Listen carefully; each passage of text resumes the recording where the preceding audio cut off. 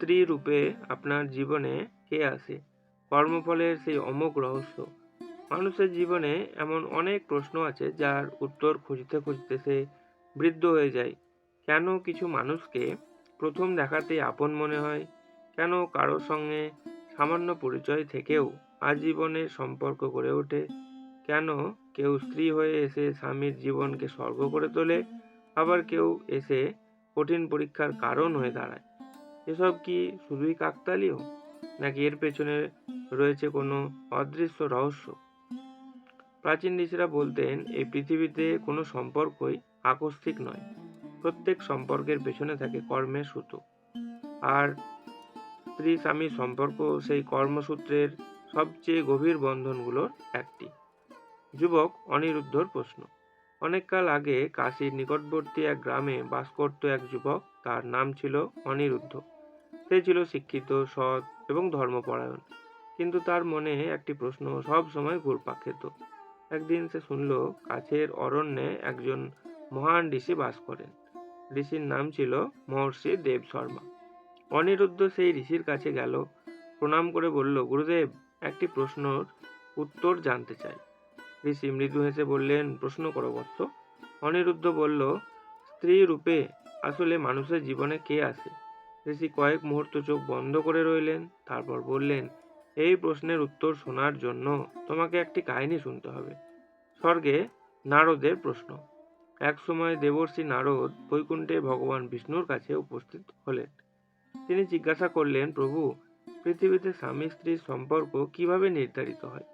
ভগবান বিষ্ণু মৃদু হাসলেন, বললেন, নারদ, মানুষ ভাবে সে নিজে জীবনসঙ্গী নির্বাচন করে, কিন্তু অধিকাংশ ক্ষেত্রেই কর্মই সেই নির্বাচন বহু আগেই করে রাখে। নারদ বিস্মিত হলেন, তাহলে কি সব সম্পর্ক পূর্ব নির্ধারিত? ভগবান বললেন, কর্মফলের নিয়ম অনুযায়ী অনেক আত্মা আবার পরস্পরের জীবনে ফিরে আসে। দুই আত্মার গল্প। অনেক যুগ আগে পৃথিবীতে বাস করত দুই আত্মা। একজনের নাম ছিল সুধীর, অন্যজন মালিনী। তারা স্বামী স্ত্রী ছিল, কিন্তু তাদের সংসারে অহংকার, রাগ এবং ভুল বোঝাবুঝি ছিল প্রচুর। সুধীর প্রায়ই স্ত্রীর হৃদয় ভেঙে দিত। মালিনীও অনেক সময় কঠোর কথা বলতো। অবশেষে একদিন তাদের জীবন শেষ হলো। তারা যমলোকের পথে যাত্রা করলো। যমরাজের দরবারে। যমরাজের সামনে উপস্থিত হলো দুই আত্মা। চিত্রগুপ্ত তাদের কর্মের হিসাব খুললেন। সেখানে লেখা ছিল, ভালোবাসা আছে, ত্যাগ আছে, আবার অপূর্ণতা আছে, অভিমান আছে, অসমাপ্ত শিক্ষা আছে। যমরাজ বললেন, তোমাদের সম্পর্ক এখনো সম্পূর্ণ হয়নি। তোমাদের আবার পৃথিবীতে যেতে হবে। কর্মের পুনর্মিলন। পরবর্তী জন্মে আবার তারা পৃথিবীতে এলো, কিন্তু এবার তারা একে অপরকে চিনতে পারল না। তবুও এক অদ্ভুত আকর্ষণ তাদের কাছাকাছি নিয়ে এলো। কিছুদিনের মধ্যে তারা বিবাহ বন্ধনে আবদ্ধ হলো, কারণ কর্মের অদৃশ্য সুতো তাদের আবার একত্রিত করেছিল। স্ত্রী কেন আসে?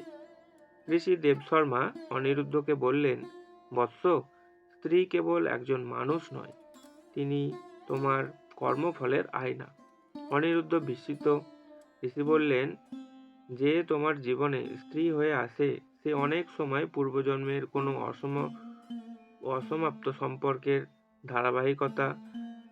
সে আসে তোমাকে শিক্ষা দিতে, সে আসে তোমার ভালোবাসা পরীক্ষা করতে, সে আসে তোমার অহংকার ভাঙতে, সে আসে তোমার ধর্মপথে সহযাত্রী হতে।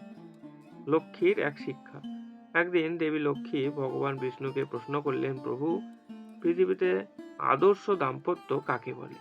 ভগবান বললেন, যেখানে স্বামী স্ত্রীর মধ্যে কেবল দেহের সম্পর্ক নয়, আত্মার সম্পর্ক গড়ে ওঠে, সেখানে একজন অন্যজনকে ঈশ্বরের অর্পিত দায়িত্ব মনে করে। কঠিন স্ত্রী কেন আসে? অনিরুদ্ধ আবার প্রশ্ন করল, গুরুদেব, অনেক মানুষ তো দাম্পত্য জীবনে কষ্ট পায়, কেন? ঋষি উত্তর দিলেন, সব স্ত্রী আশীর্বাদ হয়ে আসে না। কখনো কখনো কর্মফলের শিক্ষা হিসেবেও কেউ আসে। যেমন, যদি পূর্বজন্মে কেউ অন্যের হৃদয় ভেঙে থাকে, তাহলে পরবর্তী জন্মে সে একই কষ্ট অনুভব করতে পারে। এটাই কর্মের ন্যায় বিচার। আদর্শ দাম্পত্যের রহস্য। ঋষি বললেন, রাম ও সীতার সম্পর্ক কেবল স্বামী স্ত্রীর ছিল না, তা ছিল ধর্ম ও ত্যাগের সম্পর্ক। শিব ও পার্বতীর সম্পর্ক কেবল প্রেমের ছিল না, তা ছিল শক্তি ও চেতনার মিলন। সত্যিকারের স্ত্রী সেই, যিনি স্বামীকে ধর্মপথে এগিয়ে দেন, আর সত্যিকারের স্বামী সেই, যিনি স্ত্রীকে সম্মান করেন। মহাদেবের উপদেশ। কথিত আছে, একবার পার্বতী দেবী মহাদেবকে জিজ্ঞাসা করেছিলেন, মানুষের জীবনে সবচেয়ে বড় সম্পর্ক কোনটি? মহাদেব বলেছিলেন, যে সম্পর্ক আত্মাকে উন্নতির পথে নিয়ে যায়। দাম্পত্য যদি ধর্মময় হয়, তবে তা মুক্তির পথও হতে পারে। অনিরুদ্ধর উপলব্ধি। দীর্ঘ কাহিনী শোনার পর অনিরুদ্ধ চোখে জল এসে গেল। সে বুঝতে পারল, স্ত্রী কেবল ভাগ্যের একটি ঘটনা নন, তিনি কর্মের মাধ্যমে জীবনে আগত এক বিশেষ আত্মা, যিনি কখনো ভালোবাসা হয়ে আসেন, কখনো পরীক্ষা হয়ে আসেন, কখনো আশীর্বাদ হয়ে আসেন, কখনো শিক্ষা হয়ে আসেন।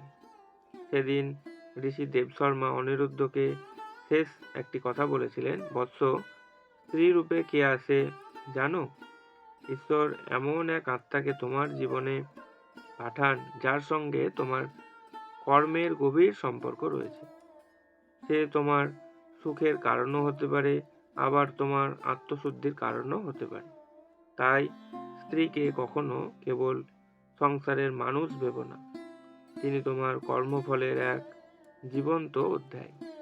আর সেই কারণেই শাস্ত্রে বলা হয়েছে, যে দাম্পত্যে সম্মান, ত্যাগ, ভালোবাসা ও ধর্ম আছে, সেই দাম্পত্য ঈশ্বরের কৃপা বাস করে। শিক্ষা। জীবনের কোনো সম্পর্কই আকস্মিক নয়। স্ত্রী স্বামীর সম্পর্ক বহু জন্মের কর্মসূত্রে গড়ে উঠতে পারে। স্ত্রী কখনো আশীর্বাদ, কখনো শিক্ষা, কখনো কর্মফলের প্রতিফলন হয়ে আসে। দাম্পত্যের প্রকৃত উদ্দেশ্য শুধু সংসার নয়, পারস্পরের আত্মিক উন্নতিও। আজকের এই বিশেষ কাহিনীটি আপনাদের কেমন লাগলো? আপনাদের পরিবারে আপনার সাথে আপনার স্ত্রীর সম্পর্ক কেমন? আমাদের সাথে শেয়ার করতে পারেন। ভালো লাগলে একটি লাইক করে দেবেন, আর এরকম আরও কাহিনী শোনার জন্য আপনারা আমাদের চ্যানেলটি সাবস্ক্রাইব করতে পারেন। সকলে ভালো থাকুন, সুস্থ থাকুন। জয় শ্রীকৃষ্ণ।